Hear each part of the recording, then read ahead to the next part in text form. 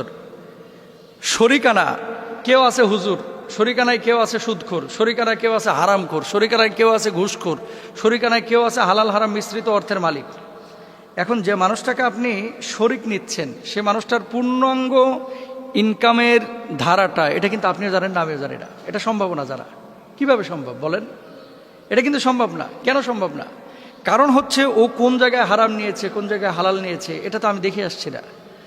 আপনি ধরেন হালাল টাকায় পশু কোরবানি দিচ্ছেন, একটা গরুতে 1 ভাগ নিয়েছেন, আরেকজন সুদখোরে 1 ভাগ নিয়েছে।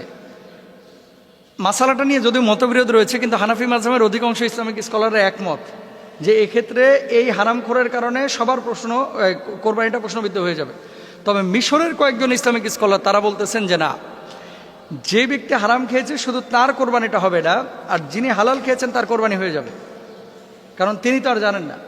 তাহলে সেক্ষেত্রে আপনাদের কাছে আমাদের রিকোয়েস্ট বা পরামর্শ সেটি হলো, দেখেন গরুই কেন আপনাকে কোরবানি দিতে হবে? গরুই কেন আপনাকে কোরবানি দিতে হবে? গরুর ভাগ এখন মিনিমাম 15,000 টাকার নিচে সাধারণত কোনো গরুর ভাগ নাই, ছোট গরু হলো, আর ম্যাক্সিমামই 25,000, 22,000, 23,000 এরকম। তো আপনি 25,000, 22,000 টাকা দিয়ে এক ভাগের টাকা দিয়ে কিন্তু একটা ছাগল পান। আল্লাহ রাসূল সাল্লাল্লাহু আলাইহি ওয়াসাল্লাম অধিকাংশ সময় তিনি কিন্তু দুম্বা কোরবানি করেছেন, মানে এই যে ছাগল জাতীয় পশু কোরবানি করেছেন। একটা নিজের পক্ষ থেকে, নিজের জন্য, আর আরেকটা হচ্ছে উম্মতের পক্ষ থেকে সওয়াবের জন্য আর কি করেছেন। তো রাসূল যদি ছাগল টাইপের পশু কোরবানি করতে পারে, তো আপনি আমি কেন খালি গরুর দিকে ঝুঁকতেছি?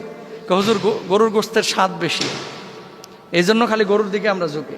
হুজুর গরুর গোশতটা একটু খাইতে ভালো না, জিব্বার স্বাদের লাগে যদি সুদখোরের সাথে ঢুকেন, ও তো আপনার কোরবানিটা বরবাদ করে ফেলবে। এই জন্য আমরা খেয়াল করব, কোনো সুদখোর ঘুষখোরের সাথে আমি কোরবানি দিব না। দরকার হয় ওই মাদি ছাগল দিয়েও কোরবানি দেওয়া যায়, কিন্তু মাদি ছাগল পেটে বাচ্চা না থাকলে। এগুলো তো 12-13 হাজার টাকা তো পাওয়া যায়। আপনি একটা ছোট্ট মাদি